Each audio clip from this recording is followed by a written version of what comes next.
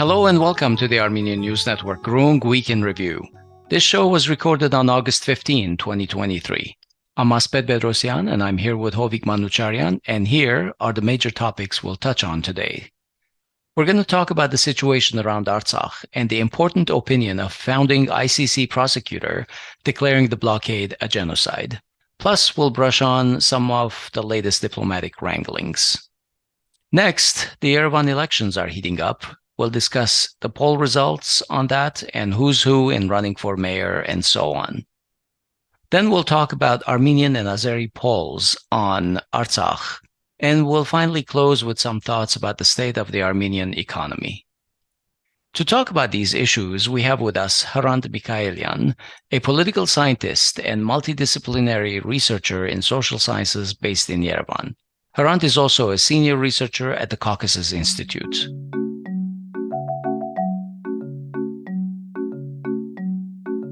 Hello and welcome back, Hrant. Hello, Hrant. Hello, guys. Thanks for being on the show with us. Thanks for... Well, let's put this bluntly. A poll in Azerbaijan shows that 67% of Azeris believe that Artsakh situation will be resolved by the killing of Artsakh Armenians or their displacement. It's no surprise, therefore, that another Armenian poll shows that over 94% of Armenians polled in July say that Artsakh cannot be left as part of Azerbaijan. We're going to talk more about the polls later on in the show, but let's start with an important event from last week. A founding International Criminal Court prosecutor, Luis Moreno Ocampo, issued an expert opinion in response to Artsakh President Arayik Harutyunyan's request and concluded that the Azerbaijani blockade of Nagorno-Karabakh does in fact constitute genocide. Of course, Azerbaijan has rejected the opinion with non-sequitur arguments. Still, over the weekend, Armenia requested an emergency meeting of the UNSC to address the catastrophic situation in Artsakh, where there are now reports of people dying from starvation. Hrant, do you think such a legal stance can support Artsakh's bid for self-determination, even at this current stage? Even now, the international community's opinion, on the political and diplomatic level, is not consolidated, unfortunately. So, on one hand, it's still not enough to say that even these soft mechanisms can affect the situation. Not to say that even if it was consolidated, Azerbaijan still pushes for hardline and for military solution instead of diplomatic one. So I think yet we are a bit far away from there, but also I see some signs of consolidation of public opinion on the platform that is, let's say, pro-Artsakhi, and let's say that people start seeing that the tragedy is taking place. But still, let's be realistic. There are several places where in the world tragedies like Artsakh situation is going on. And unfortunately, in this situation here right now, the diplomatic efforts of Armenia are very slow and minor. So, not to say that Armenia's diplomatic efforts most probably would not be enough in any case, but still, we see very little support from Armenian side to Artsakh. So unfortunately, I think it's yet not enough.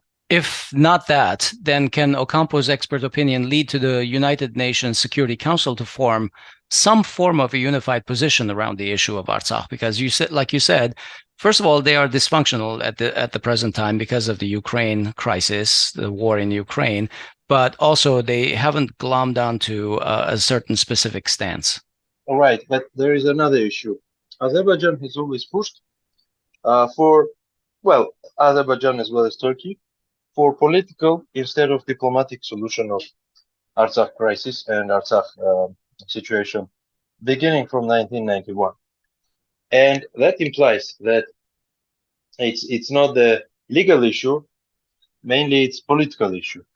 And if it is political issue, that any country that has some kind of diplomatic relations with Turkey on higher stand, and we see some countries like that in Africa, in Asia, and other continents, partly Russia, partly the West, they would be more prone to react on these events politically as well. So unfortunately, I'm not sure that UN Security Council will have a consolidated vote. On one hand, this situation says that right now we don't have a chance to resolve the situation. On another hand, this still means that Armenia should try, should use always all of its potential, and even getting this rejection is still important. But of course, we need to work with all of the Security Council members, both eternal members and temporary members. But still, I mean, what I see is that the quality and intensity of diplomatic work is very low, significantly lower than what is needed to get the result. So today's news mentioned that the UNSC actually has agreed to meet and address and hear about this issue, and that Foreign Minister Mirzoyan is going to also attend this. What can we expect from this meeting?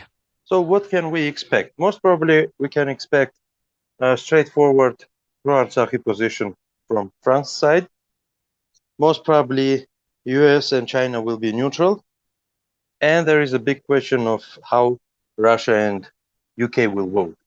Since we know the level of diplomatic relations and political relations between Russia and Armenia is now on its lowest.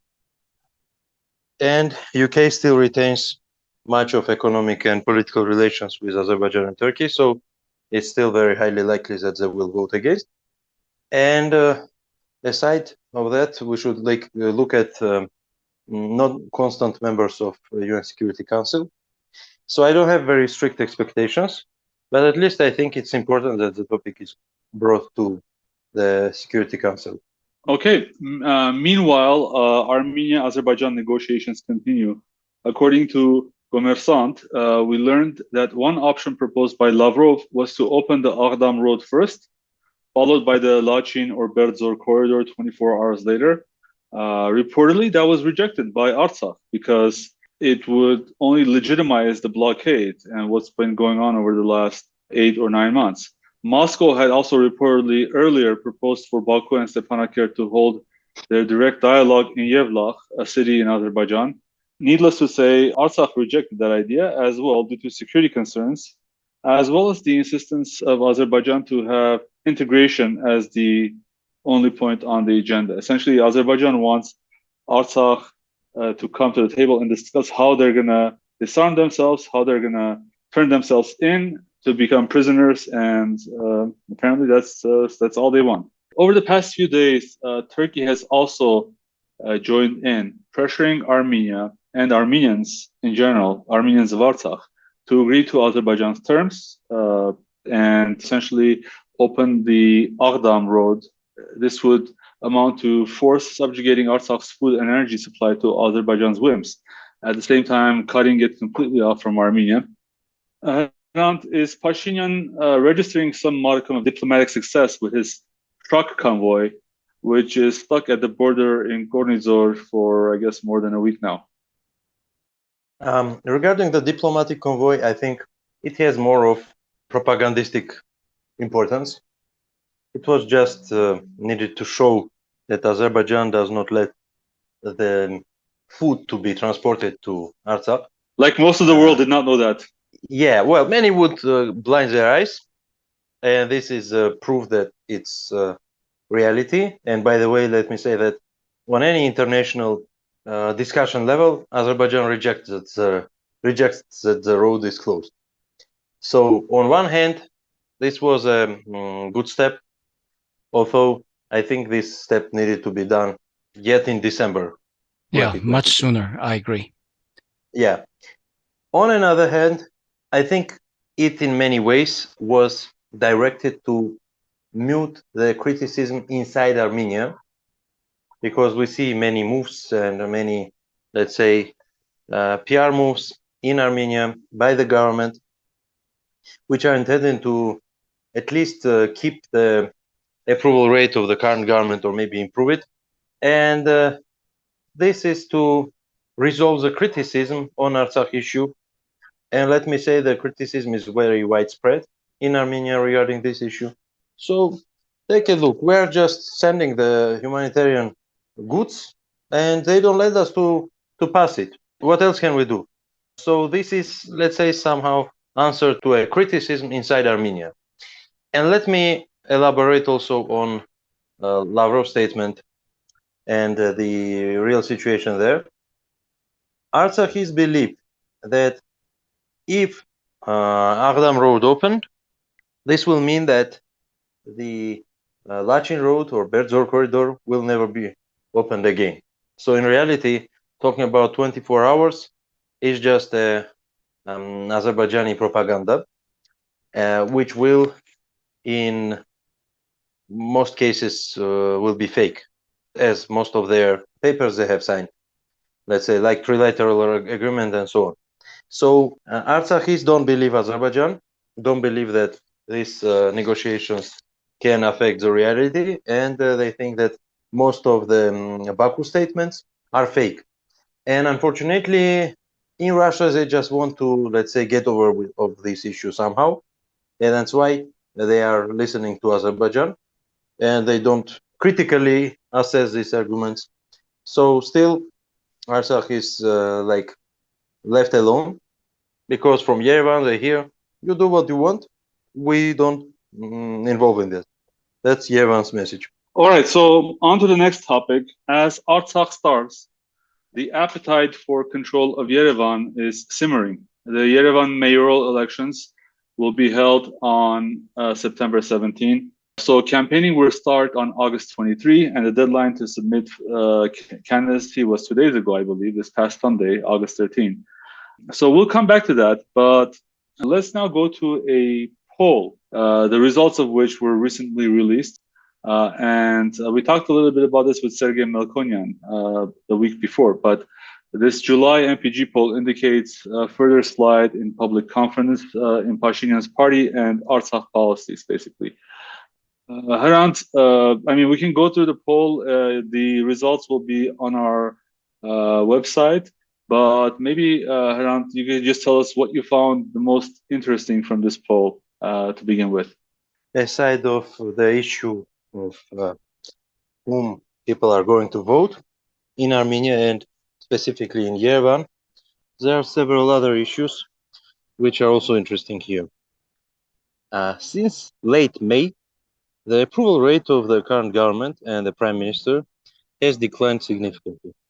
Prior to May, let's say in April, the level of approval rate of Prime Minister office was around 37 to 38%. After May statements in the parliament by Pashinyan that is supporting Azerbaijan's territorial integrity, including Artsakh, the approval rate of Pashinyan has declined twice to be as low as 19% in May. And since June, we see slow recovery of his approval rate. And as of now, we can assess it as about 30+%, 30, maybe 31%. How do I get these numbers? In this poll, people were asked to which extent they believe Pashinyan in his statements regarding the war and regarding the parliamentary commission on the war. So up to 31% believe Pashinyan, the rest don't believe. But it's significantly higher than his approval rate 2 months ago. So what we see is that people started forgetting his statements. It's interesting that the moment he declared that he supports Azerbaijan's territorial integrity, the level of his support declined twice, but at the same time, level of support of Azerbaijanization of Artsakh has significantly increased, because those who stayed with Pashinyan, they thought that now being with Pashinyan means also supporting Artsakh's Azerbaijanization. What we see now is that significantly less amount of people support Artsakh's Azerbaijanization. So public opinion is sliding to the point as Pashinyan would never say about this, which is interesting. So it means that for majority of people, the events that took place 2 months ago are already forgotten. That's interesting for me. So Pashinyan's rating is sliding, but I was thinking of a more recent poll that was released by MPG as well. specifically related to Yerevan elections. And have you seen this one? Yeah, I did. Okay, yeah. So let's talk about this one. Do you think that the Yerevan poll, what parallels can you draw between Pashinyan's approval rating and the polls in Yerevan? Like, I think that if you, for instance, one of the slides that I was reading, they asked what are the most important issues for Yerevan. Number one is trash collection. Second is transportation. Third is apartments. Nothing about foreign policy. But as you know, on one side, Pashinyan is basically saying that this will be a referendum on his policy on Artsakh and whether they want civil contract to lead Yerevan as well, the capital of Armenia, which has more than 1 million population. And on the other side, the opposition as well is saying that this election is about removing the first step in removing civil contract from the government. So both sides are making this election about foreign policy. Do you think that's a good move? I don't think these elections will be about foreign policy. Let's face it. In the same poll, people were asked to which extent they think these elections are political and to which extent people elect a person who is just managing the city stuff like garbage collection, transportation issues, and municipal stuff. And the number of those who consider these elections to be political has increased up to 55%. It has been lower than 50%, but still a very significant portion of people who participate in elections, they think that it's just about city management. That's one side. Second is that I don't believe that in Armenia power can be changed through elections. I really don't believe in that because it's not only about the fairness of the calculation of votes, but it's the whole process. And here in these elections, we don't have adequate competition. Some of political powers do not participate in this vote. And I don't think it is a strong enough competition in these elections. At the same time, we can see that it's yet to see to which extent, of course, Pashinyan is able to retain the power with the electoral instruments, so that his approval rate has declined, especially in Yerevan. But even with declined approval rate, if there is low competition and if people who are opposing Pashinyan will not participate in elections, I think he still is able to get a good result. And also we have seen many reports that state apparatus employees are pushed to vote for Pashinyan, for his party civil contract. Also, we see that there is a lot of populists, let's say, road repairment in Yerevan. So they are repairing roads which don't need to be repaired, investing lots of money there. At the same time, there are many roads outside of Yerevan which need investment, and there is no attention there. But that's a reality. So I think lots of, and also those money on concerts and so on, those will be spent to improve political stance of current government. I think generally these elections are not going to bring any power change. So maybe this current ruling party will get less votes than usually, most probably. According to the MPG poll, right now, just 9.3% of voters in Yerevan are going to vote for the civil contract, but support to other candidates and parties is even lower. So if we exclude all of those who are not going to participate, who are undecided and so on, the current government is most likely to get about 30% of votes. Of course, many things might change in the coming month. If the things will stay the same, then most probably even 30% will be enough for the current government to elect their own mayor. Hrant, what I'm really concerned about is this association equating the election of a civil contract mayor as a referendum of approval on Pashinyan's policies on Artsakh and Azerbaijan. We've already talked about how 94% of the people polled disapprove of Pashinyan signing Artsakh over to Azerbaijan. And as you noted, the opposition is out there saying that the election could be a first step to removing civil contract from power. That may be true, considering that at least a third of Armenia's voting electorate resides in Yerevan, but these people are voting for a guy who can run trash collection efficiently, improve traffic safety, policing, etc. So why isn't the opposition out there making it very clear that people are voting for their municipal concerns and definitely not voting to allow Pashinyan to give Artsakh to Azerbaijan? The reason why I think this is very important is because there are Western observers looking to understand the results of these elections, and Pashinyan may again give them a false interpretation and continue with policies that are not aligned with the wishes of the people. You're completely right. We can even remember the elections of 2021, which were theoretically the referendum on Pashinyan's policy, but only theoretically, because if we remember his election points, he said, "Vote for me.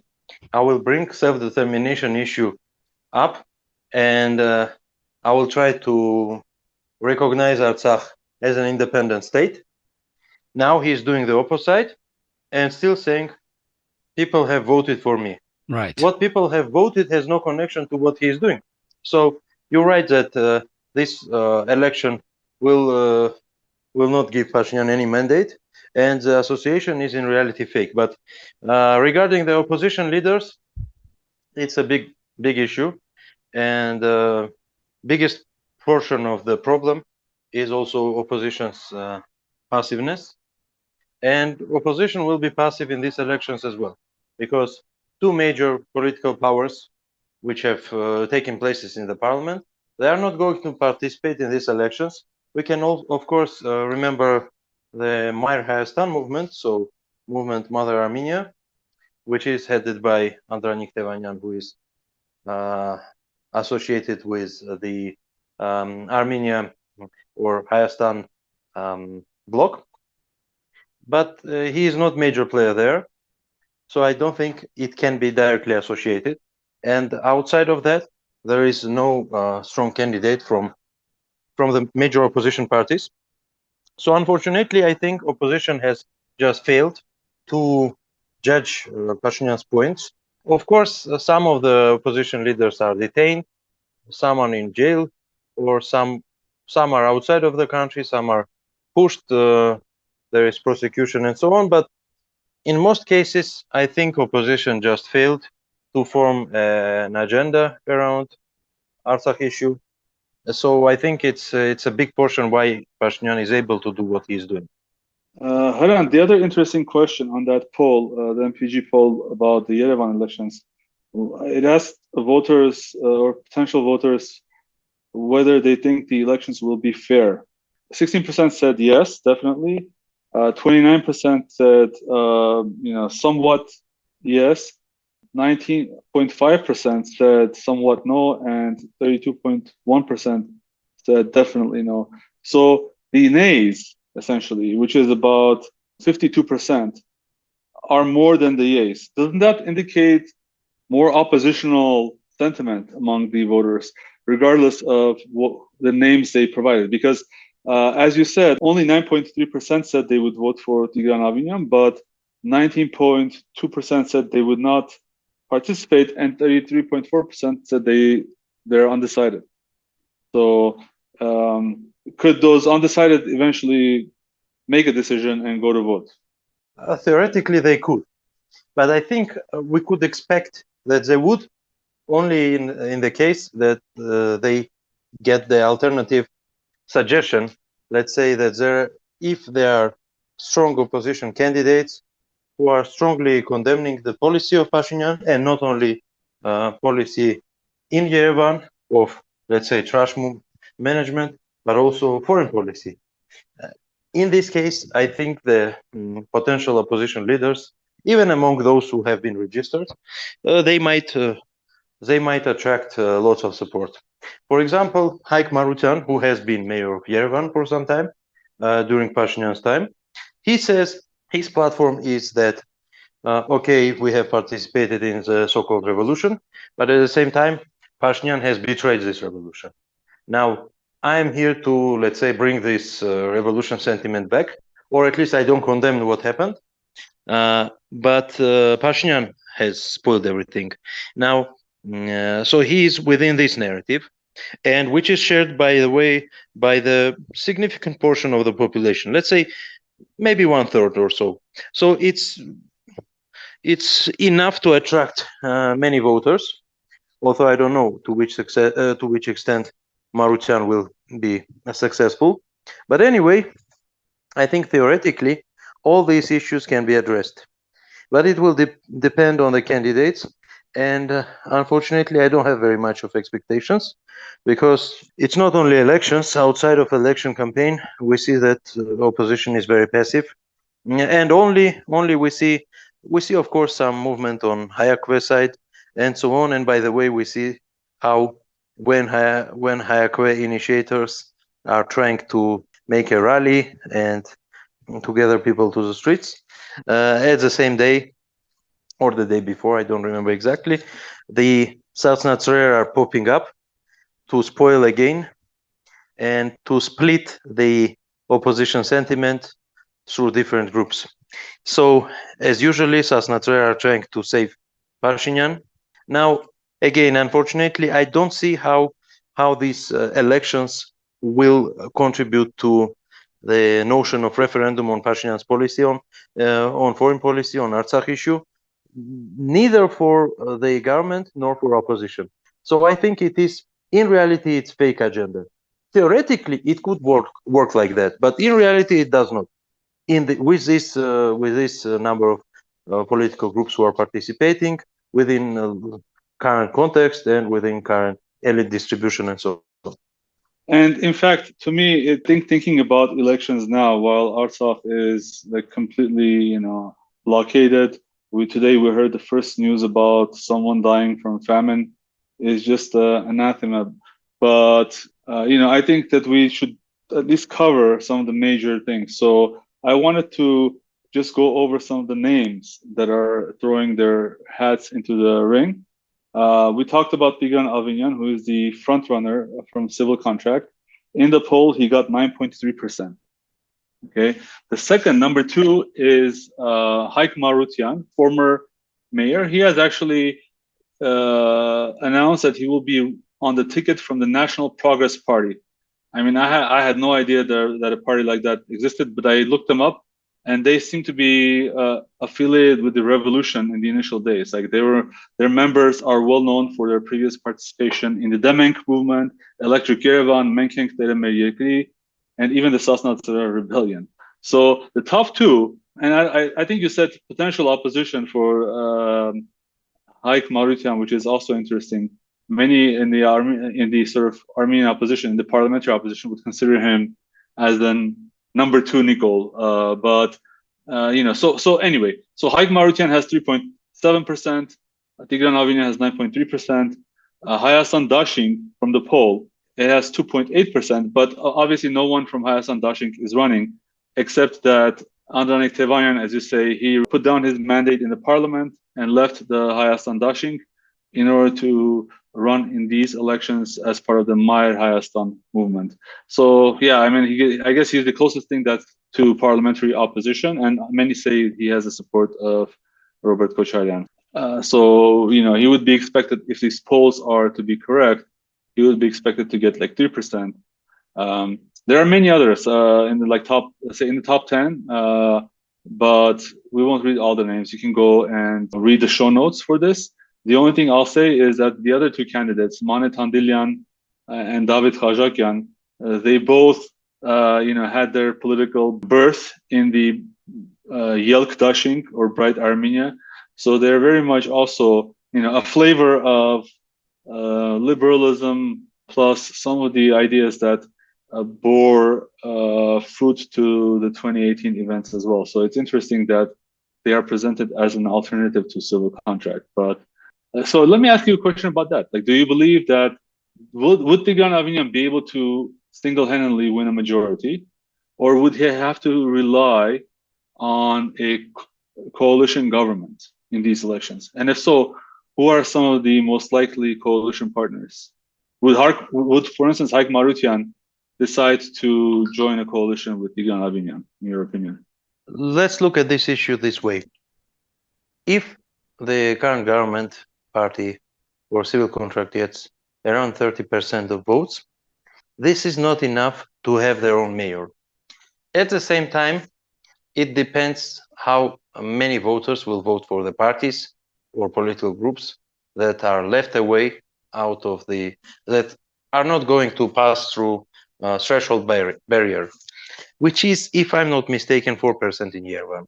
So if there are many parties like that, and which is rather likely since we have 16 subjects participating in these elections, it might increase relative share of civil contract in the city hall or municipal council, let's say. It will increase their share, and theoretically they might gain, just like the parliamentary elections in 21. Yeah, they might right? gain a majority. Even if they did not get a majority, they will try to acquire the coalition, of course. I don't think that, for example, Manet Andilan will join the coalition, not because she does not like Pashinyan this much, because again she has been part of Yelk bloc, but still being a representative of Aprelu Yerkir bloc, which is affiliated with Ruben Vartanyan, I don't think she will join. Regarding Hrant Mikaelian, I also think it's less likely, although not excluded.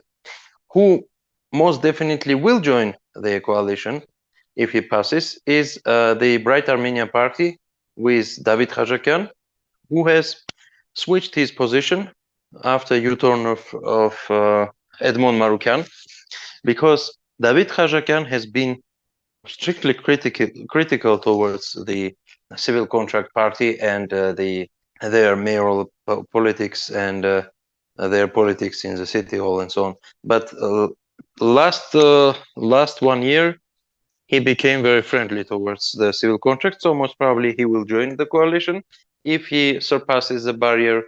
And for the rest, it's yet unknown.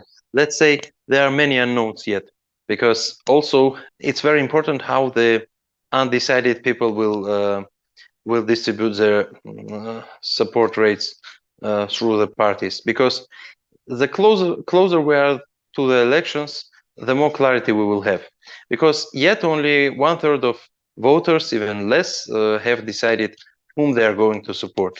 The rest have not decided. So we can, of course, try to distribute this 1/3 to the whole selection, but it's a bit tricky, and very many things might change.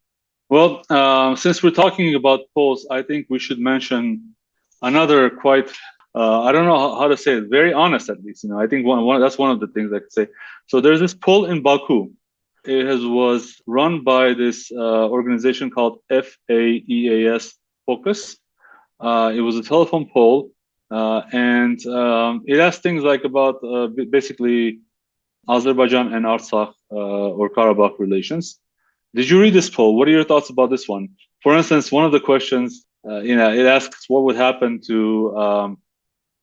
Armenians after integration, and I think it was 42.2% said they would all the Armenians would be killed, while another 24% said they would depopulate Artsakh of Armenians. These are very encouraging, in quotes, numbers.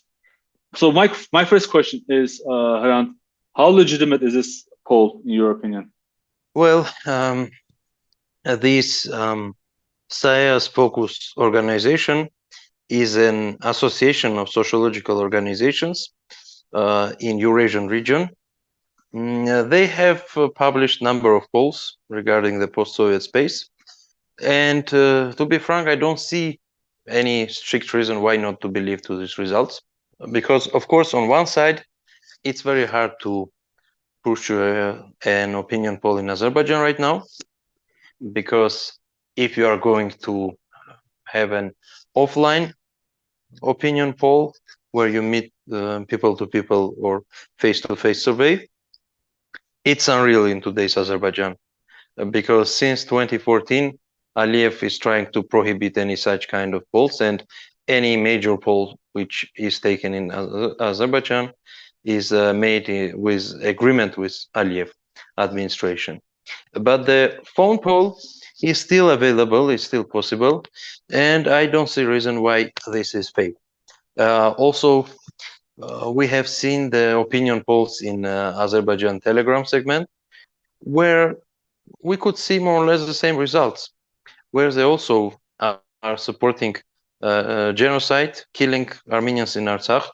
So I don't think why we need to disbelieve in these results. And again, we see how these results connect with at least other data, which is polls in the social networks, not only Telegram, but also Facebook. So I think these results are legitimate. And yes, Azerbaijanis are prone to ethnic cleansing and even to genocide. But it's not that something which has been necessarily born out of, let's say, political discourses in Baku outside of Aliyev-controlled media, because it was Aliyev, especially Ilham Aliyev, who has started this, let me say honest, Nazi propaganda since 2003. And this has escalated to bring region to war in 2020. And after that, it's only increasing its rate of hatred, ethnic hatred, and so on. So I think this is more or less legitimate, and which another point which is also interesting, and which also can be found more or less similar results in the opinions polls in social networks, is that many people think that Pashinyan is giving lots of support to Azerbaijan in Karabakh issue. So people were asked to which foreign leaders are helping Azerbaijan with the Karabakh issue. The number one was Erdogan with 92%. Then there was Charles Michel. We can remember how the discussions with EU mediation, and especially Charles Michel himself, have headed in direction of Azerbaijan's territorial integrity recognition from Armenian side. And Charles Michel has said that that's the first time that Armenian leader does that.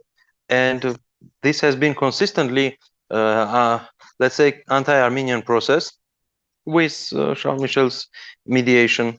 So I think it's also legitimate. He got a high approval rate there. Then there is Netanyahu and Biden. And then it's Pashinyan, who got 67.4% of those in Baku who think Pashinyan is one of the foreign leaders. Yeah, people could select several candidates. So 67.4% of people in Baku have named Pashinyan as one of the foreign leaders who are helping Azerbaijan with Karabakh issue.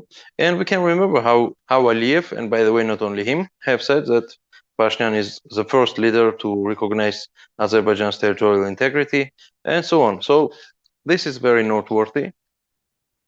The least support there in Baku got Raisi, the president of Iran, and by the way, Georgian Prime Minister Garibashvili, who got 12%, right. and also let's remember Macron, who got 24%. So yeah, we can see how majority of Azerbaijanis share anti-French opinion, because France is, at least publicly, strongly supporting Armenia and Artsakh.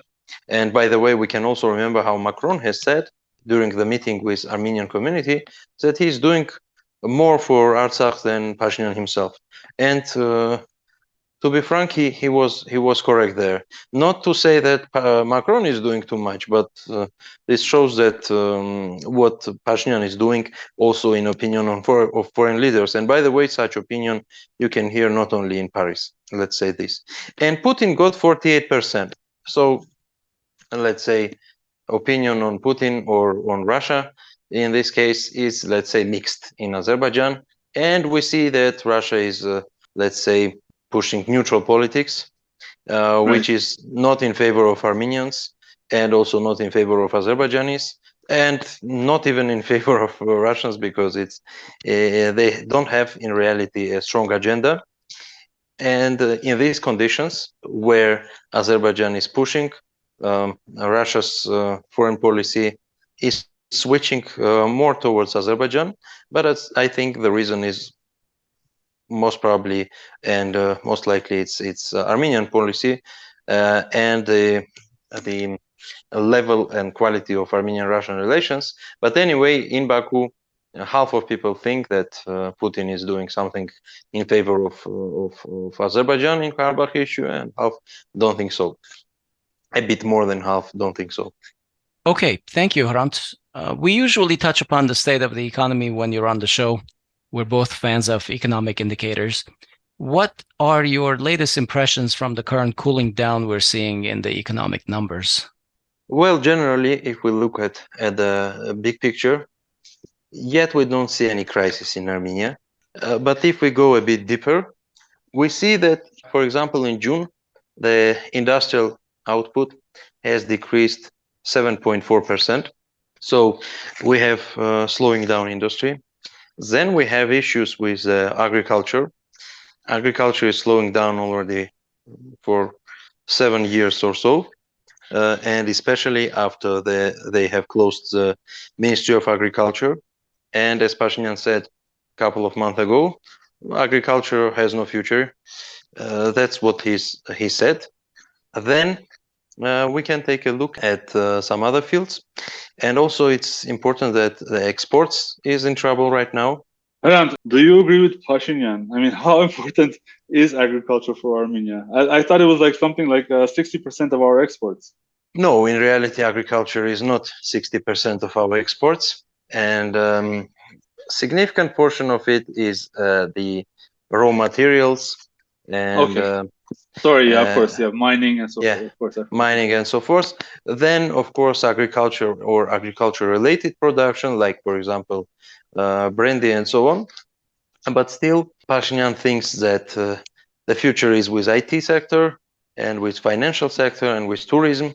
So with services, which are more or less internationalized, which is, I think, a problem.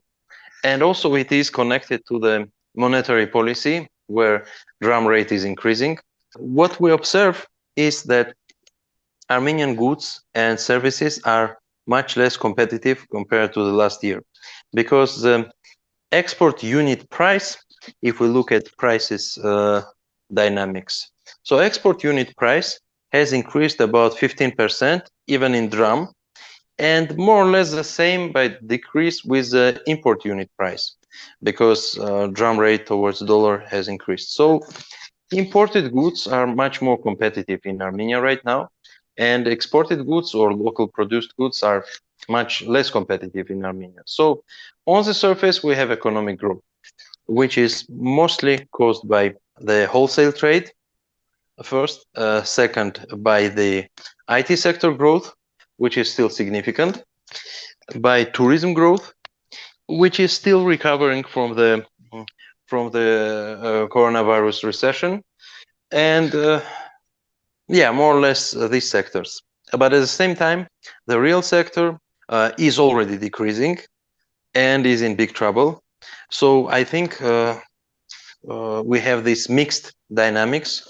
So export has increased only about 3%, June versus June of 2022. This is the last figure we have right now. And the import is increasing like 26% or so, which means that there is divergent trends, and the dynamics of foreign trade will lead us in towards, let's say, increase of deficit of foreign trade, which is also a problem. So I think the policy of strong dram towards versus dollar and versus euro and then ruble, which has also depreciated because of its own reasons. Let's say, I think it's a big issue, because it's making Armenian economy less competitive, and the big influx of currency or foreign currency during last 2 years have covered this issue. I think they have, let's say, masked this issue, but still it's here, and it might hit Armenia by the end of 2023. or maybe even before. Yeah, I'm particularly concerned with the real estate market because I think that the hyperinflation that was caused by the Ukraine and Russia factor may not come down to a slowed down growth or even like a disinflationary trend. It might come into a crash situation and leave a lot of Armenians hurt. This is a very important market to follow, the property market, but I just don't know how it might go. But at least we need to follow it very strictly. Yeah. Hrant, I was talking to some economists and people who in the know, and they're telling me that banks are still very easily funding loans for real estate, especially for commercial real estate. I know that there is one huge project in the outskirts of Yerevan. I think it's called Defense, and they're it's a $5 billion project trying to build housing for 50,000 people. Do you know why banks are so eager to undersign these projects? Isn't there like a potential risk, just like in 2008? So on one hand, we still have the construction sector growing, not as fast as the prices, but still it is increasing. On the other hand, there are still some policies which enable these loans.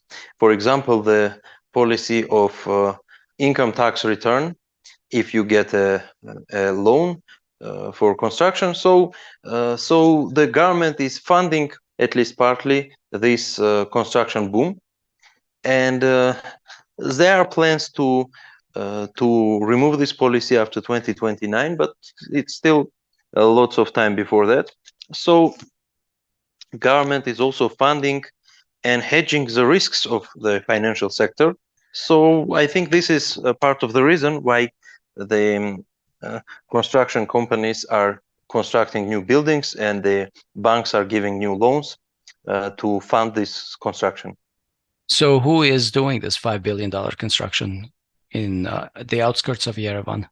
I think it's called Defense, DEFANS. I don't know too much about it, and through media I've heard it's this Armenian by the name of Samvel Karapetyan from Russia. It's not the same Samvel Karapetyan from Tashir, but it is a different one, and it's leading to a lot of speculations as to why are 50,000 homes being built, who's going to live there. There's some speculations that it's for intended to house Azeris. Refugees or Azeris or whatever, or Russian, more Russian refugees or refugees from Artsakh. So, but in reality, I mean, it does beg the question: why Yerevan, especially, if you're building 50,000 housing, why not build it in the outskirts? Why not develop the regions at least? That's my question there. Totally. And much more investment can go to Gyumri, Vanator, even Sunik. Most of the development in the regions is done out of despair because prices in Yerevan are so high that I think that so it's very easy to do minor development in the regions. But for instance, in some of the areas such as Gelarkunik in Gavar, for instance, it has been untouched since the end of the Soviet Union, and it's basically surviving based on remittances from the outside. So there's definitely a lot of underdevelopment in the regions. Let's wrap up our topics here. I'd like to ask each of you if there's been something on your mind this past week that you would like to talk about. Hovik, why don't you go first again? I'm picking on you. August 14th, around this time last year, was when the Surmalo explosion happened. If you remember, there were a lot of promises by the government to find out what happened, so forth and so on. But 16 people died and 63 were injured.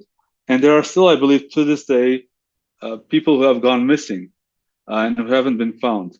The official culprit was not, lax civil code or lax municipal code about storing explosives, but just explosives in general, And but even then, I don't think that any of the criminal charges, I don't think there have been criminal charges pressed. But even if they have, none of them have actually even gone through the courts, or we would have heard about it. Instead, the only thing that the government did, it seems, from these elections was Tigran Avinyan launched his electoral campaign from the site of the Surmalu explosion a year ago. And that should tell you everything that you need to know about the priorities of this government, at least in my conviction. Okay. Hrant, is there anything on your mind you would like to share? I think this is enough. Okay. We'll leave it there for today then. Thank you, Hrant, for joining us today. Thank you, guys. Thank you, Asbed. Thank you, Hovik. Thank you.